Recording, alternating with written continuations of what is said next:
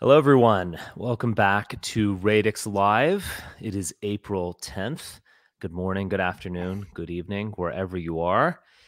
Today, we are going to talk a bit about the French election. And Ed, how are you doing? You're looking a bit French with the cravat. Am I looking a bit French? Well, it could be a very important day in the history of France today, in the history of the Oh, Republic. Donc aujourd'hui c'est l'élection présidentielle française, and mhm. this could be a very important day. So I don't know if this looks French, but yeah, it could be. This could be. I don't think it's going to be on the same if she wins, I was just which she referring might. to your generally lecherous demeanor when I said Oh you look well, French. I don't know. I went out last night with my Scottish friend, and we had many beers, and so I don't know and there's lots of lecherous people at the local pub around here, so I suppose it might have rubbed off, Mhm. but no, otherwise no, it's. I think Good. the cravat could add some lecherousness, perhaps, but Mhm. otherwise, no. But no, Yeah. this election could be interesting. Because Yes. as you may have read or heard, it's turned quite quickly that Macron has really said some very stupid things, which have really annoyed his former voter base. And Mhm. all of these people, where he was the new kid in town when it was the last presidential election, and he was the compared to Trump actually, or whatever, last time, because of the way in which he came in, and he galvanized people with this new political party and so on. And he's just said and done some unbelievably stupid things. He's talked about how he'd like to cover people that don't get the vaccine in excrement. And he said that he doesn't believe that people should have the right to defend themselves. So there was this Mm. case in rural France where a man's farmhouse was broken into. French news doesn't report what the burglars were like or what ethnicity they were. And he was there with his 3-year-old daughter, and he shot and killed one of the burglars, and he was prosecuted for murder. Mm. And Macron said that he doesn't believe in self-defense. He thinks that it will bring about anarchy if people are allowed to defend themselves. And so these kinds of remarks and his attitude towards COVID and whatever have been enough to mean that normally what happened in 2002 when Jean-Marie Le Pen got to the final round against Jacques Chirac is that everybody on the left made a point of voting for Chirac, and so Chirac got about 85% of the vote or something. Oh, And I remember this. I remember this pretty vividly. It was pre-internet. Well, it was not pre-internet. It was pre-social media days in 2004. two. And so you had to, the mainstream media was really the only way of learning about it. I remember reading the New York Times and listening to NPR. You know, I'm a typical Subaru driving liberal, as we all know, but there was, you know, dark tones in their voices when they were reporting about what was happening in France, and some light things. They actually said the the Front National, with this was Jean-Marie Le Pen, the pair of Marine Le Pen. I think I remember this line from NPR, which said, "They seem a lot like Republicans, but they're much better dancers," because they were reporting directly from their victory celebration.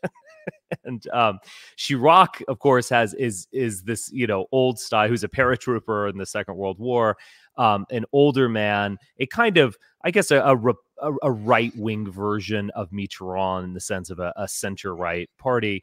And somehow, some way, Jean-Marie Le Pen had won. Now, Jean-Marie Le Pen was certainly more outrageous than his daughter. I mean, I don't think he was always a protest vote, but there was an element of fasciness, let's put it you know, to be fair, I'm not criticizing him. There was maybe a little bit of an alt-right quality to him and some of his more outrageous statements to the press.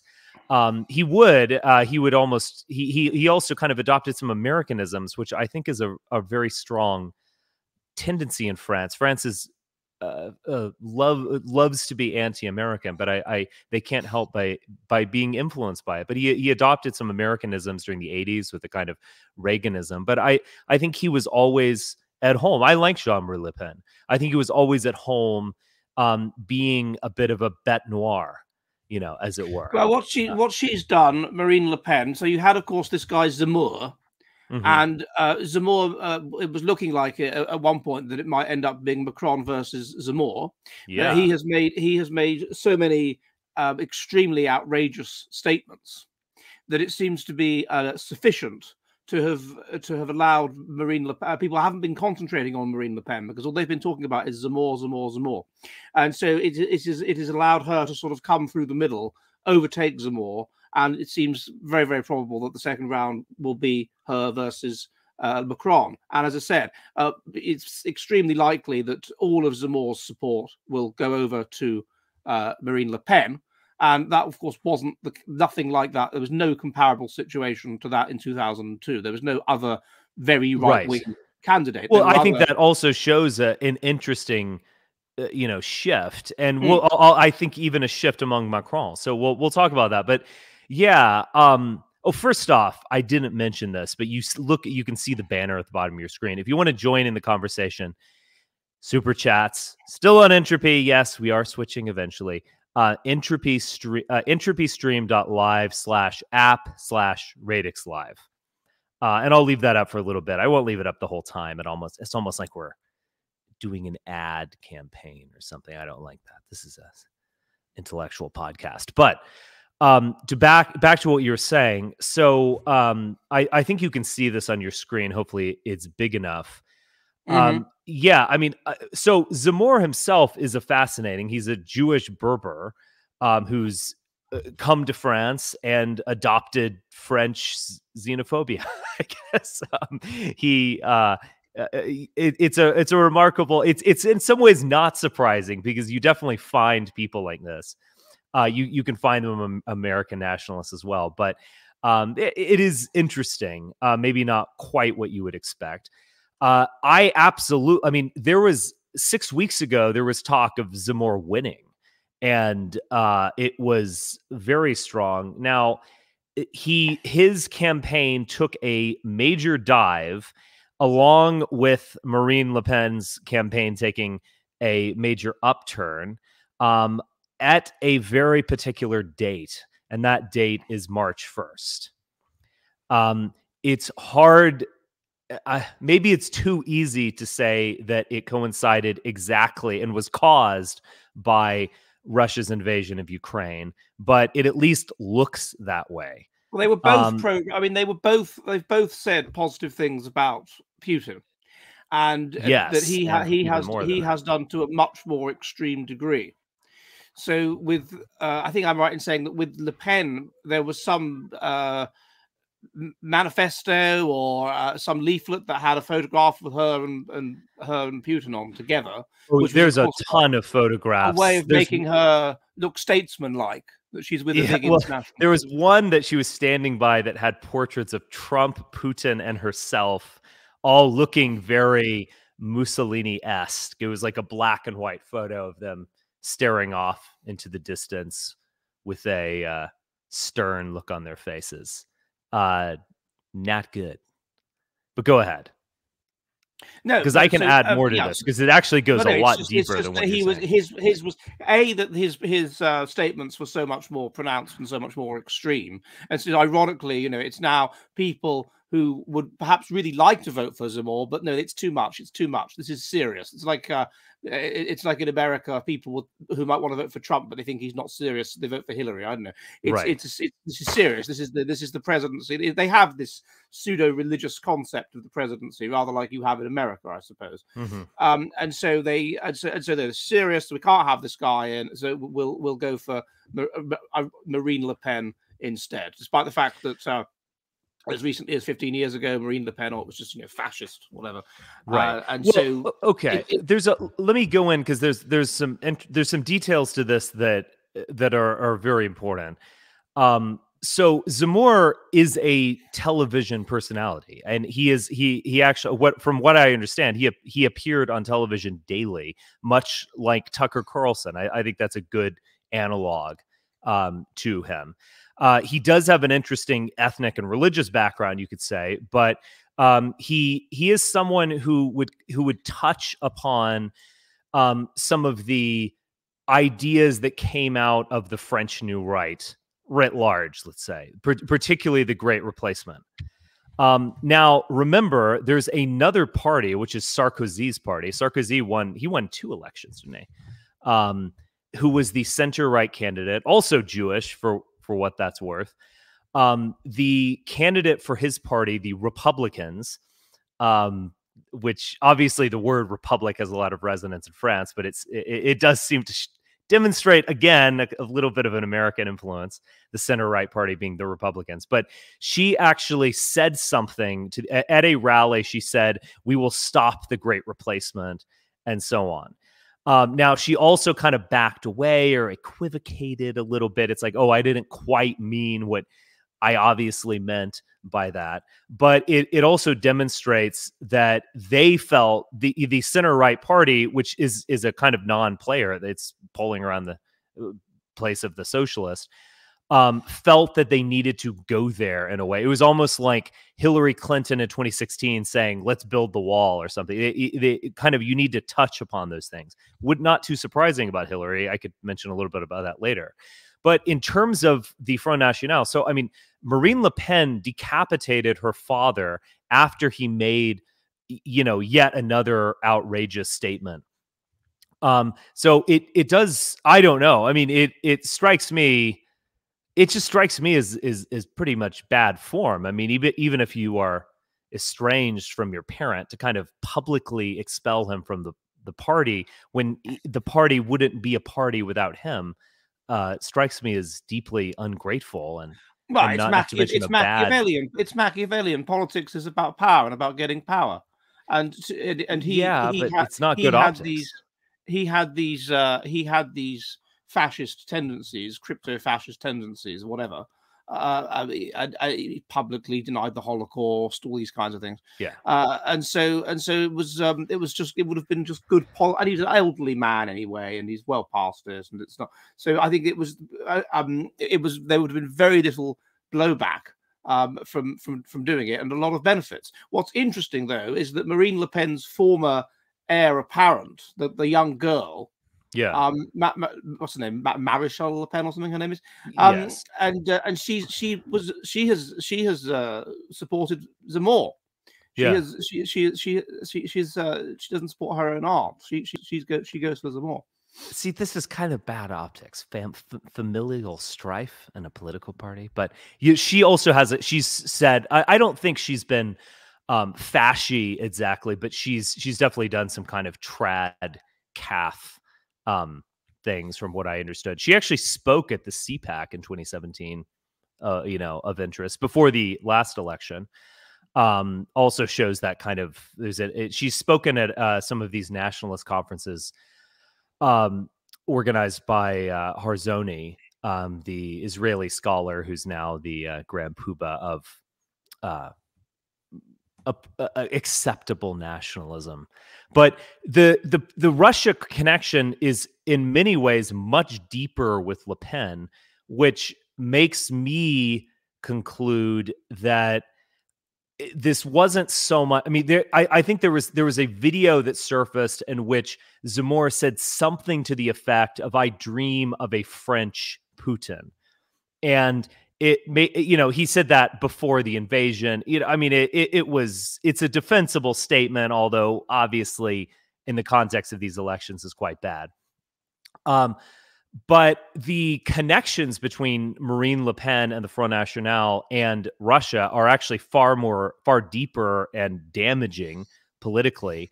And so this leads me to believe that this is really a matter of Zamor. It was fun. He looked like he could get there, but he can't go over the top. So we need to kind of rally around our good old FN party, which we know and love and have voted for years, in order to stop Macron. Now, the connections between the Front National and Putin are very deep.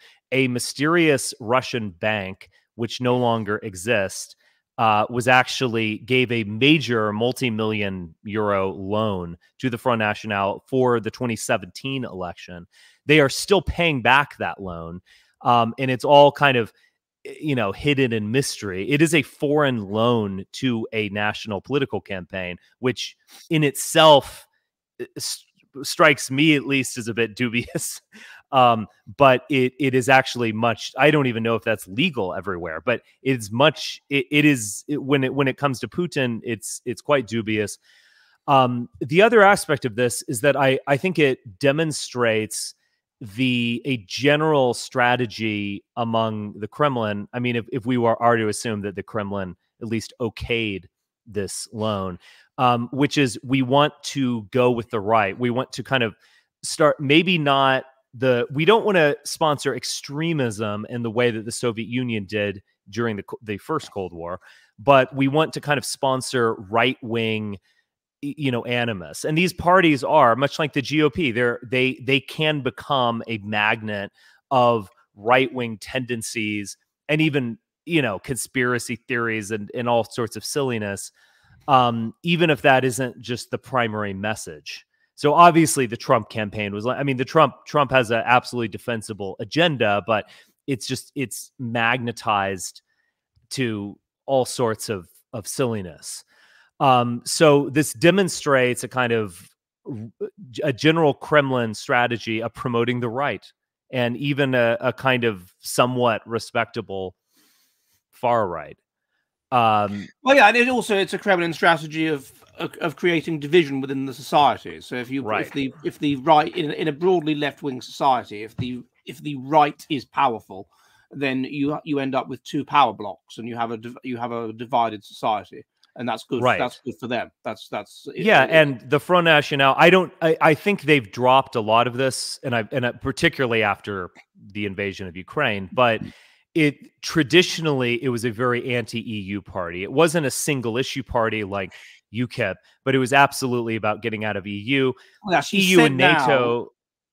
She's calmed that down. So she said now that she's not in favor of leaving the European Union. But originally, of course, it was a Frexit. That's what the Front National was campaigning for. But now she's very substantially moderated her positions. In order to make her a bit more, it reminds me in some ways of True Finns. Perussuomalaiset, the leader. It's the second biggest party in the Finnish parliament, the Finnish far right party. And again, it stay in the EU. They're pro NATO, and which is worrying actually. It's looking like Finland's going to join NATO. Yeah. So at least if we get invaded, I can go back to Britain, I suppose.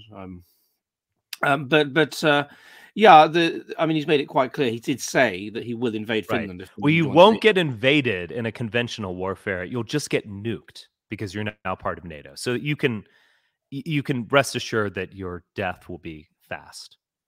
Well, I've got one of these houses that has a cellar. Oh, so okay. So that cellar has a wood burning stove in it.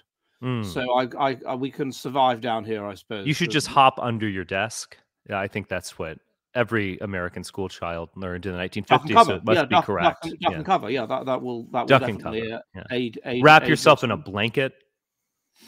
Yeah. Aid yourself in that. Well, yeah, paint the windows white to deflect the blast. Did you ever see that film, that British cartoon, The Way the Wind Blows?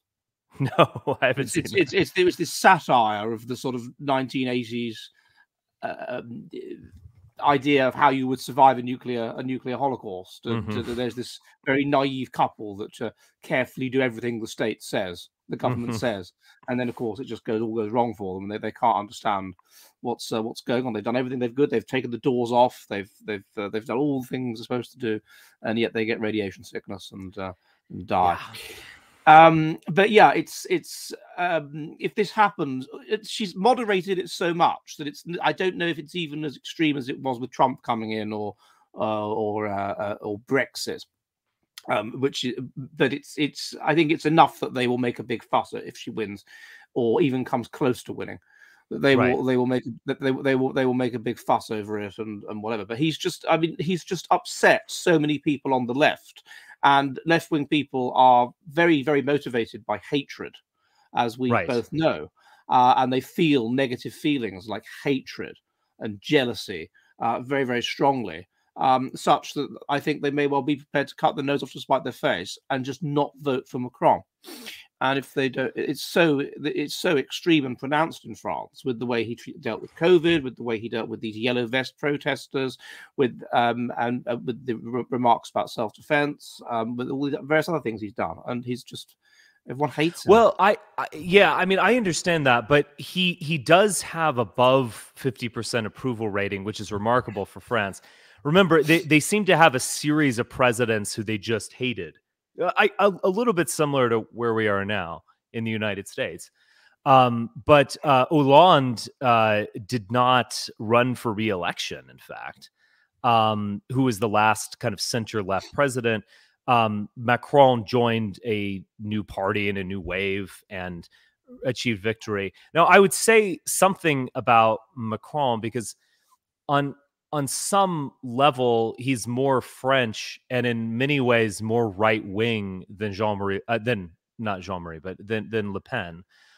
And I say that in all seriousness, and I think sometimes because he is very articulate and very intelligent, he is able to kind of wear a mask or articulate something in a way where there's almost two layers of meaning to it. I mean, he's my favorite politician, to put it that way. But you could, in 2017, you could look at him as an almost like stereotype or straw man of a left-wing candidate. He has a very strange, maybe not so odd for France, family life. I mean, he married his former teacher. He fulfilled every teenage boy's fantasy. He did it. We only dreamed about it. He did it. So you could say it's weird and perverse, or you could say it's the most amazing accomplishment. No, but he didn't marry her. That's the problem. So when I was at school, there were various teachers that everyone fancied, but the point is that they fancied them then, when they were young and hot. Oh, you're just equivocating here, Ed. Whereas he's now got this old wife. So no, I can't see how that. I don't respect that. No. Okay. No. Okay. The other aspect of him is that when he first came in, he actually promised a Jupiterian presidency. He wanted to be distanced from the people and imperial in this way. He has spoken very fondly of Napoleon, which is well, to be fair here, and to be honest, I'm not quite sure what the French left take on Napoleon is, or whether he betrayed the revolution or completed it. I would imagine there's a lot of variety in there. If you're a real Hegelian, of course, you would be pro-Napoleon. If you're a commie or something, I don't know. But he clearly wants to be a part of a France that's a member of the world. And he sees the EU in this direction. And he's actually said many things that resonate with what, at the very least, I believe, and what I think, generally speaking, our bailiwick believes. He actually was talking to someone from Denmark saying, well, you have to understand you are a European, and that is an identity. So there is a kind of that notion of concentric circles of identity where, yeah, you're part of a neighborhood, you're part of a nation, you're part of a region, you're also part of a broader race, and that there is a civilizational component to your identity, is something that, at the very least, I would fully sign on to. And he will make things like that. I mean, he is an authoritarian president. He's not a libertarian president. It doesn't surprise me that he would oppose the yellow vest type people who, you know, I understand their frustration, but they were anarchist. And at the end of the day, when you ask what they actually want, they'll say some basic, you know, higher wages stuff, but they'll also talk about like an end to plastic water bottle. I mean, literally an end to plastic water bottles. And it just seemed to be a spasmodic, anarchic revolt that brought in a lot of left and right and expressed understandable frustration. But wasn't this a lot like the COVID protests, which are still ongoing? There's actually a rally I saw that's coming up in the mandates, these non-existent mandates, that they're just this expression of backlash that has no, well, it probably has a deeper psychological cause, but it doesn't have an actual noticed outlet. more masks going on. I've noticed this. I thought that was au fait. I thought that was unfashionable now. That was like playing with Teenage Mutant Ninja Turtles or Thundercats. That wasn't. Well, that's still fashionable. He-Man, no, He-Man is back in. I was with my son the other day buying a present for his friend's birthday party, and He-Man, literally the He-Man that we had as kids, is back. I bought the same He-Man, but better. It is better. If you pulled the head, the head would come off permanently. Yeah, and it was broken. But that problem is now fixed.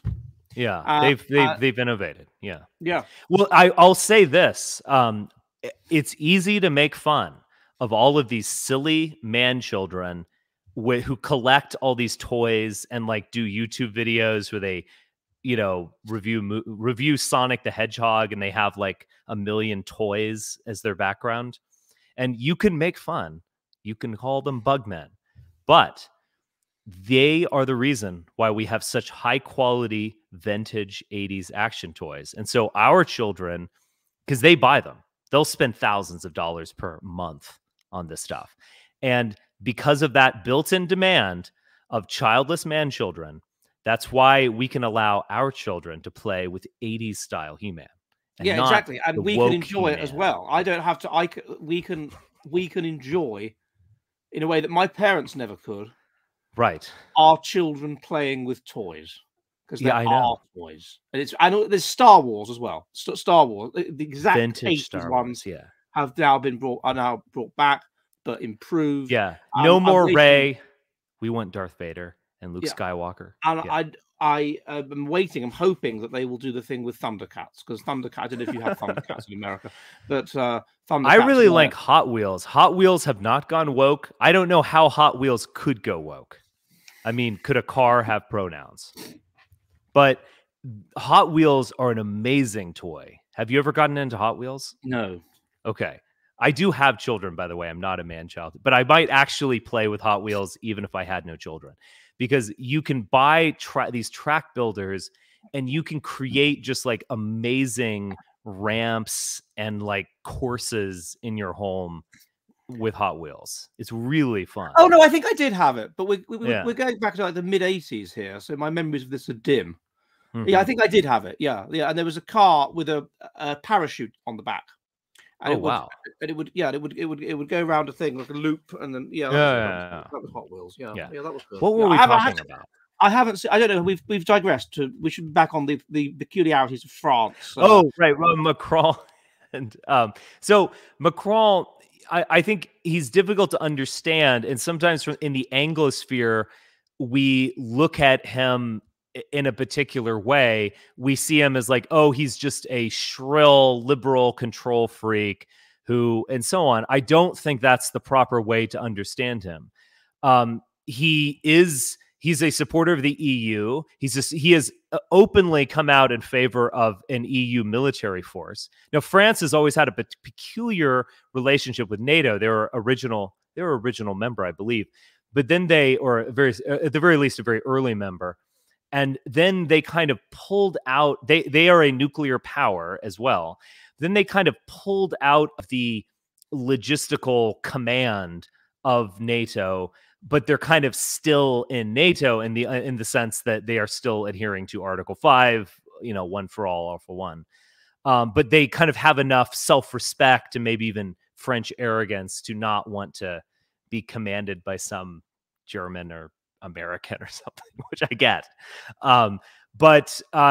Yeah, I mean, I think this is kind of Macron's time, and I do think he will win convincingly. That's my prediction today. And it will probably be Macron versus Le Pen. It won't be quite like 2004, but I think he will win in convincing fashion. 2002. It was 2002, not 2002. Excuse me. Yeah. Okay. Yeah, but I think this is actually his time in the sense that he's neither right nor left, and he's a certain center of France, which sees France as having a place in Europe, and in some ways retreating into nationalism and hating the EU and all that kind of stuff. That's almost just you're giving up on your destiny. I mean, I think France and America are very similar in that sense, in the sense that they have a kind of global conception of themselves, and they were both of these republics were born at the same time. So it's not. There's interesting things going on though, because the polling stations close in half an hour. Okay, and the turnout is down by 4 or 5 points from the first round. Interesting. When it was Macron, so it's like a lot of people can't be bothered to vote. So, well, that doesn't seem good for. I would say that's probably pro incumbent. You know, if you want to. No. Well, the other argument is that if you have an extremist, then people will fervently turn out and vote for the extremist. Right. And so if you have a low turnout, then it helps the extremist anyway. Right. So that's another argument. If we now classify Marine Le Pen as an extremist, I don't know if we do. Well, in a way, she is. I mean, I get what you're basically saying is that low turnout, the people are dedicated to voting Le Pen, and so they're going to vote rain or sleet or snow, but someone who's kind of lukewarm about the incumbent might stay at home. Are there now people dedicated to voting for Macron? I'm not sure there are. So there are not very many people as dedicated as I am. He's establishmenty now, so perhaps that would be bad for him. But we'll find out over the next 3 hours. Yeah. I get the impression they managed to count it quite quickly, don't they? Far more quickly than we do in the UK. So yeah, we should get the result. Well, what we do in the U.S. is we just simply lie, and the deep state comes in and determines who's going to win. Yeah, so it's a lot simpler in many. It's a lot. Well, no, there's some truth in it. I mean, we know that the 1960 election was stolen. We know that. Everyone accepts that. Illinois, yes.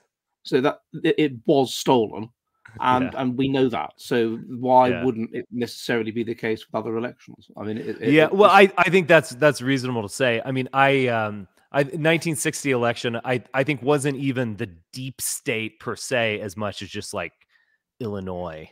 It was almost more local. But yeah, I mean, look, all of these elections are controlled by the deep state on some level. At the very least, they're kind of, channeled in that way. At the end of the day, Mr. Smith is not going to go to Washington. You're not going to actually get some, yokel who tells it like it is and speaks to the American public who's going to win. At the end of the day, these candidates have been vetted, not for their personal issues, but for their coherence to a long-term agenda. So, I mean, it's particularly complicated in France, because to be nominated as a presidential candidate, you have to have nominations from a certain number of mayors. Right. So you have to have support from people that are basically establishment in order to run.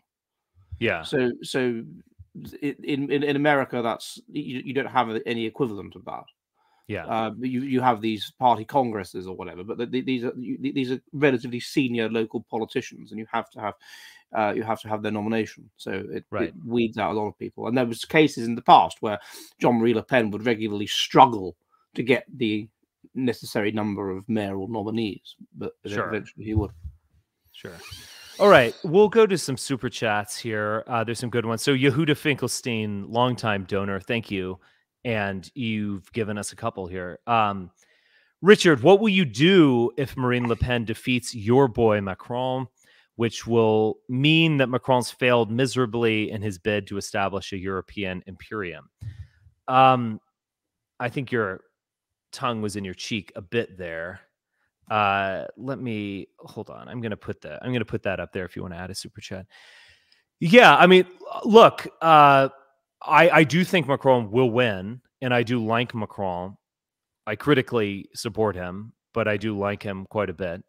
But yeah, I mean, I would say that there is something interesting about France. I mean, I can remember 20 years ago, the conservatives in America would basically use this phrase. What was it? Croissant eating surrender monkeys, cheese eating surrender monkeys, something of that effect. And it was all vis-a-vis the Iraq War. And it was basically America's from Mars, Europe is from Venus. France is the most European of the European countries. They are wimps and they're not willing to go to war in Iraq. Now they look a lot smarter for not wanting to go into war in Iraq now. But I think we have this conception of France as this snooty liberal country. And although I get it, there are obviously some kernels of truth to that. I think that is a total misunderstanding on the part of Americans. And, it's remarkable the degree to which rightist ideas are resonating in France. So Macron a year and a half ago was, using the power of the state and the power of republicanism to crack down, as it were, on Muslims. He doesn't want you to be covered. He also would use that on anti-vaxxers. You're endangering, the republic, where you don't have the right to do this because we are one community. I'm going to crack down on you. That all of these things come from a very similar tendency. And it is remarkable, again, that's a particular kind of statist tendency. It is remarkable, again, the degree to which right-wing ideas resonate with the French. So Sarkozy's party was talking about the Great Replacement. Zemmour is talking about the Great Replacement. Le Pen is talking about the Great Replacement. Macron isn't quite doing that. He is clearly, they have ministers that are anti-woke, and they probably view that as almost being anti-American. But I think we misunderstand France to just see it as this liberal entity. I think a lot of these ideas are resonant, and the Great Replacement idea, I think, will resonate with Macron if he wins. And I do think he will. But I'm not going to throw myself off a bridge if he loses. I mean, we've got exit poll conducted by Belgium, and the exit poll is that both Macron and Le Pen have got 24% of the vote. Wow. Well, I think that there'll be a runoff. We'll see what happens after that. Okay, another one from Yehuda. Richard and Ed, the French are famously inscrutable on the international stage, such as when de Gaulle expelled NATO troops from France. I mentioned that earlier. Do you foresee a Le Pen victory as making a French and perhaps a European rapprochement towards Putin? No. I would give a hard no on that one. I think if Le Pen does win, which is possible, fairly unlikely, I do not. I think she's going to drop all of the Russia stuff like a hot potato or whatever the metaphor is. You can even see this with Salvini and the Liga Nord. Salvini traveled to. I mean, there's a picture of Salvini in Red Square in Moscow wearing a Putin T-shirt. I mean, it's like fanboying at that point. I do not think he will. He has already dropped that. The moment Russia invaded Ukraine, he flipped. And you could say, I mean, look, if you look at some of the things I said in 2014 and today, you could say I flipped. That's fair. I actually I talked about that, why I was wrong. But no, I do not. This idea that Le Pen would win and that she would reach out to Moscow, get out of NATO, and recognize the Donbass Republic. No, I that is exceedingly unlikely. They will. She will have to compromise once she gets power. That's very. Yeah. That tends to be what happens when people that are ideologues end up getting into power. They have to compromise with the necessities and of office. So she will have to make lots of compromises. She'll have to become a statesman rather than a politician. So yeah, I agree. Okay, Yehuda again, and then we have about 4 or 5 more. So we're getting good super chats. Thank you. Richard and Ed, American elections are famously chaotic and extended. Maybe not famously chaotic. Some of them are pretty regular before 2016, but they are extended. They never end effectively. We're just always in an election season. Anyway, with mail-in ballots allowing block voting at places like black churches and union shops, will the opposite happen on April 24th with in-person Sunday voting, meaning that Le Pen's right-wing rural support is being undercounted? I think that's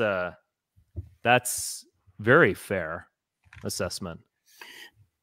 Well, there's no. My assumption is that the exit polls are sensible and take into account these kinds of things. France has long had, I don't know for how long, elections on Sundays, and so of course people have nothing to do on a Sunday. Most people don't work on a Sunday, and so they go and it helps to ensure a large turnout. Whereas in the UK or whatever, we have elections on Thursday. In America, I think it's a Tuesday. Is it a Tuesday? Yeah. And which is a ridiculous thing to do, and it means that people vote in the evening if they bother to vote at all, or vote in the morning. So I don't know. I think that surely the polls are taking this factor into account if they're sensible, if they know what they're doing. So I said this back in 2020. I actually agree with the anti-mail-in voting critique that might very well be overblown on the part of Trump supporters, but I do actually agree with it in the sense that I think mail-in voting should be a unusual, curious event that you're like overseas for your job, or you're in the military, or you're ill or something like that. Like I don't like this idea of just passing out votes. And you get to, for among other things, obviously there's the block voting thing, which Yehuda mentioned, but also I think the election should be an event in the sense that, like, let's say there's a massive sex scandal or faux pas the day after the election. Well, it doesn't matter. Like it's that day. It's an event in time. It's not an ongoing poll. You've got pre-voting, and things can happen in the run-up to the election. Right. You're voting a week or 2 weeks before the actual election date, or months in the case of America. It's just I dislike it intensely. It is clearly open to fraud, and when it was widely used in England in the European parliamentary elections in 2000, and was it 2004? There was clear evidence of fraud for the first time, really, in serious amounts of fraud in British electoral history. They brought in compulsory all mail-in voting in this particular area of England, this particular constituency for the European elections, because they were concerned that the BNP would win a seat. And so they brought in compulsory all postal voting. Of course, there was fraud, and of course, the BNP didn't. Then when that seat was fought again 4 years later, the BNP did win seats. So it was it can be misused, and also it's quite complicated. My colleague James Thompson did some research on this and worked out that you'd have to have a probably above average IQ to be able to work out how to do the postal voting thing in the UK. Anyway, it's so complicated. It's so that you would put this in this envelope and then this mark this and put that. It's just too many things to do. What it should be is put a cross in this box and put it in this box. That's voting. That's simple. A person with an IQ of 80 can do that, but a person with an IQ of 80 will have trouble with this postal voting thing, or a person for whom English isn't a native language, or whatever. So it's a serious problem, and they should ban it. I don't think they should even have it at all. There's no you could vote by proxy, and I see no reason, and that avoids the problem of you voting other than on the day that you vote by proxy. That's how I vote. Well, I think Yehuda is opposed to mail-in voting, but I think he is opposed to all mail voting. He's just opposed to voting. Yeah. Okay. One thing, Ed, I'll give this. Oh, this is very funny. This is Yehuda's last one. Richard, the first woke Hot Wheels car will be a shitlib Subaru. Yeah, that that would be kind of. I would almost want that car.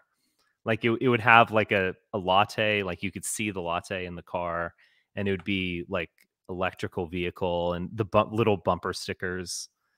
You know, like Trump is a fascist, or like in this car, we believe in science and that all lives matter and that men are women and women are men. And if you think differently, you're a fascist. I would buy that one just for the lulz. Ed, let me give you the next. I'm going to have to run and grab. I forgot my power cable. Let me give you the next one. You'll just handle this while I run to the other room real quick. Okay. I'm not sure the upside. Oh, this is directed at you. I'm not sure the upside of Finland joining NATO. I'm not sure what the upside of Finland joining NATO is. With membership comes conscription and a 3% expenditure in GDP. Instead of alienating Russia, why not engage in a traditional peace treaty that ensures safety and lucrative trade on both sides? Yeah, I agree. I don't think I get the impression that there is a strong feeling of insecurity here with regard to Russia, and it's felt that if Finland is in NATO, then that is dealt with, that is obviated. It's in a defence association, and people will come to Finland's aid in a way that they didn't with regard to Karelia or Northern Lapland. And secondly, I think there's just a general anger against Russia here. And this anger, people want to express this anger by joining NATO. And when I've talked to people about this, that's the feeling I get. It's like they want to focus their hatred and anger against Putin and Russia in general by joining NATO. That's yeah. I don't think it, for the ordinary everyday Finn, I don't think it goes much further than that. Well, and they just don't believe. They don't believe. Maybe they have obviously spies in Russia and whatever and security service, and they do not believe that Russia is really going to invade Finland, and so it will make Finland safer if it is in NATO. That's what they seem to think. Everything you say there is quite fair, but NATO exists for a reason. You can obviously just say it's a tool of American imperialism. I get it. It was something that was urged into existence by countries other than the United States. Now, these were countries in a particular state. It came about during the Germany crisis in the late 1940s. It was a kind of tool. It was a kind of bargaining chip as well at the end of the Soviet Union. I think I mentioned this like 2 episodes ago, but I was reading this very good book called I keep forgetting the name of it. It's like One More Inch or Not 1 Inch or something like that. It's about NATO, the history of NATO expansion. But she goes into all of the detail, like the diplomatic details of nitty gritty of negotiations. I just found it fascinating. But yeah, I mean, there was actually at one point when it was clear that West Germany was going to remain in NATO.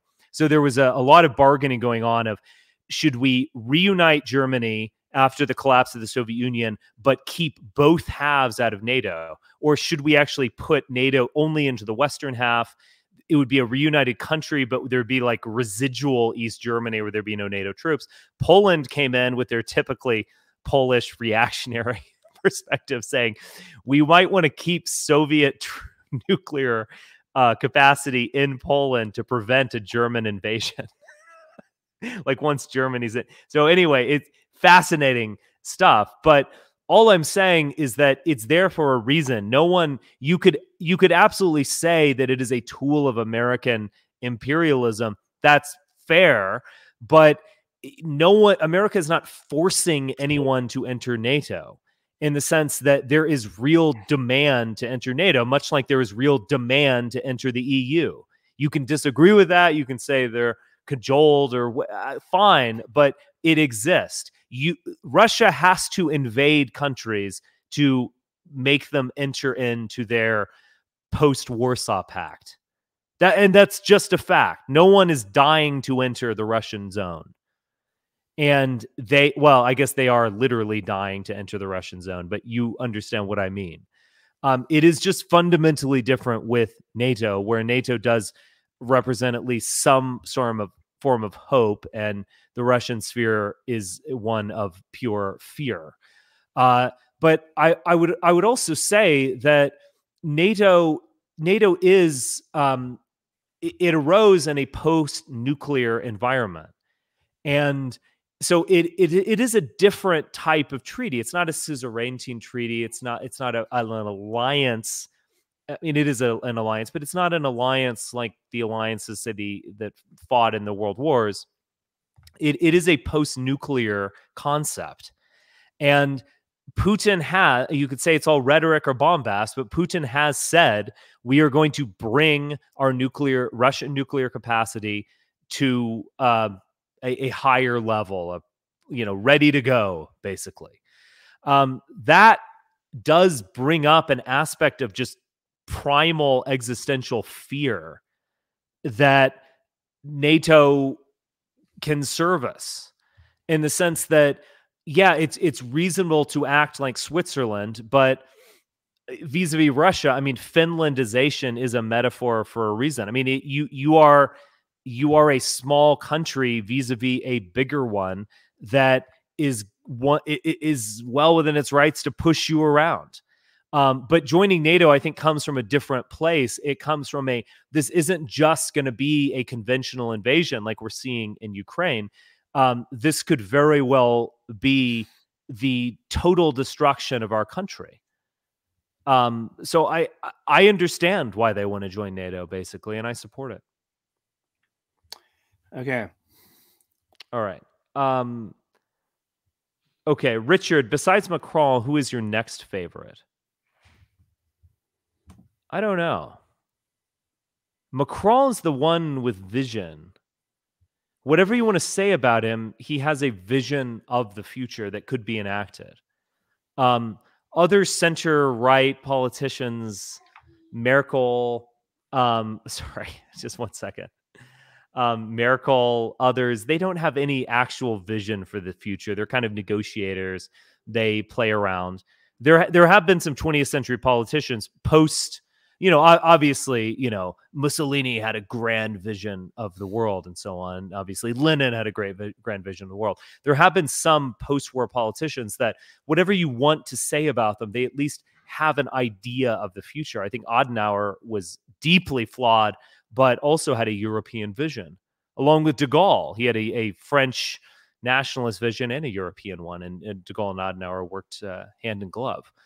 So I like a politician who's kind of an intellectual in politics. That is someone who's not just doing it to grasp on to power and hold on to it and negotiate with others and so on, but someone who actually does want to change the world in some direction. And I'm not sure I can name someone else like that. I mean, Boris Johnson, he's kind of fun, but he's just a pure reactionary man-child.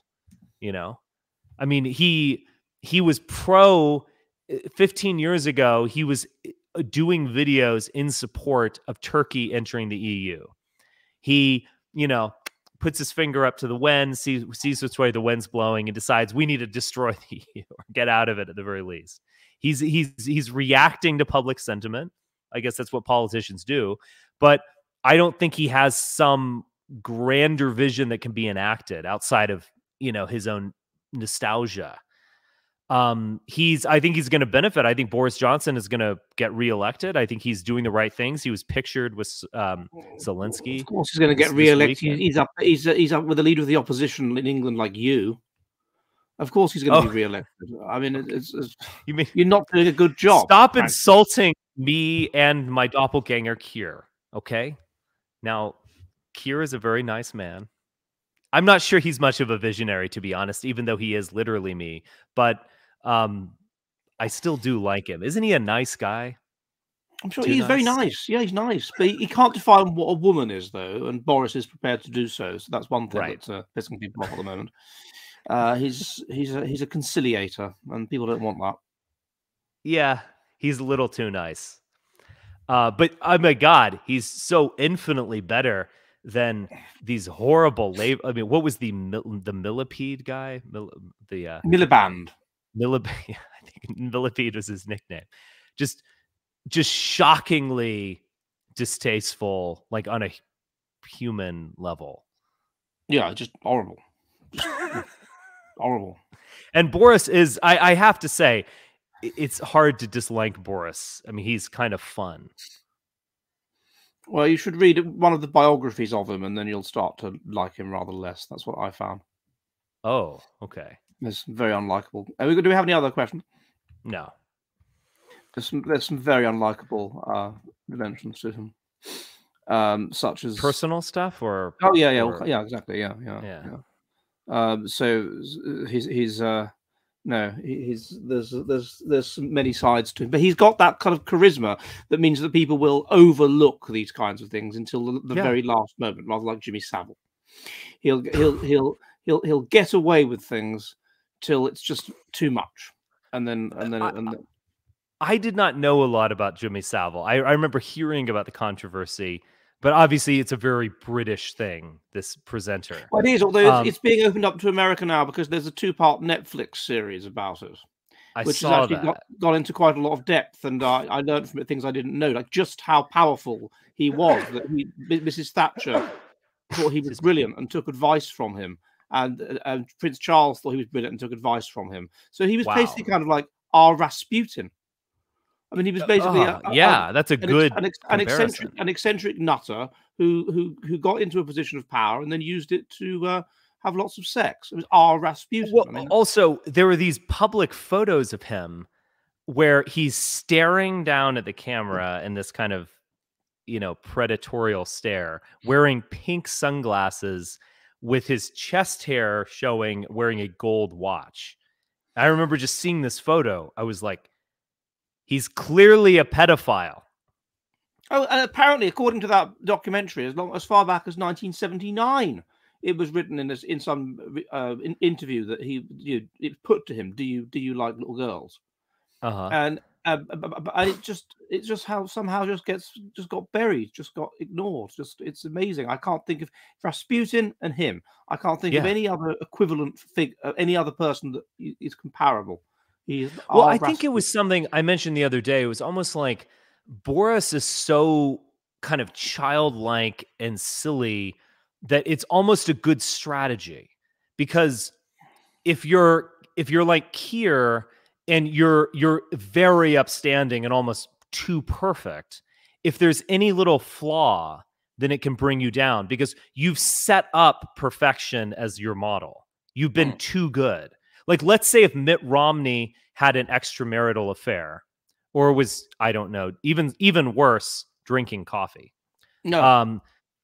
It would almost be more damaging. Whereas with Boris, you could kind of overlook it because he's so kind of just out of control and flamboyant. You're like, well, of course he did. The guy is. Do you understand what I mean? So it's almost like it's the same with there's yourself, a strategy to being so eccentric that people will forgive anything. And he said, Boris said that in an interview. He said sometimes it's best to make it seem like you don't know what you don't understand, that you're a bit stupid. Basically, it's a good idea. Yeah. But that's the thing. That's what he has to offer, the eccentricity, whatever. And in certain circumstances, that's attractive, and in certain circumstances, it absolutely isn't. And that's why, in certain circumstances, yes, then the straight man, the Romney type, is what you want. But that's the thing. That's what they have to offer. The being a straight man. So if it turns out like John Major or whatever, so if it turns out they're not like that, then that's a serious problem. But no one's expecting Boris or Berlusconi or to be like that. Right. Exactly. Exactly. But I think it is a kind of life history strategy, as it were, to be so eccentric that it's almost like the ultimate armor against any attack. You're just so, outlandish, you kind of can't be canceled. Yes, it is. This is my strategy. No, I haven't got. There's no exit poll yet. There's people talking about Macron getting 28%, and but I can't find anything. It's now the polls have closed, so they should be able to legally. Yeah. I have the.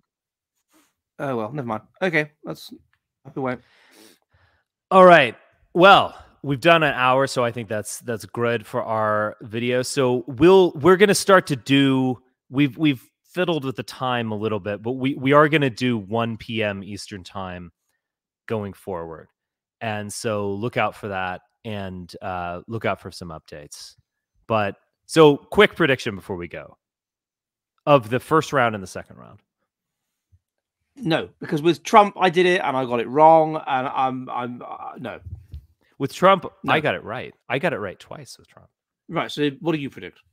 Macron wins by single digits in the first round and then wins convincingly in the second round. Okay. You're welcome. All right, Ed. I'll send you a video of my Hot Wheels track once the masterpiece is completed. I look forward to it. Yes. Okay. All right. Thank you, everyone, for listening. And thanks especially to those who threw in some super chat donations. And I will see you all soon. Thank you. Bye-bye.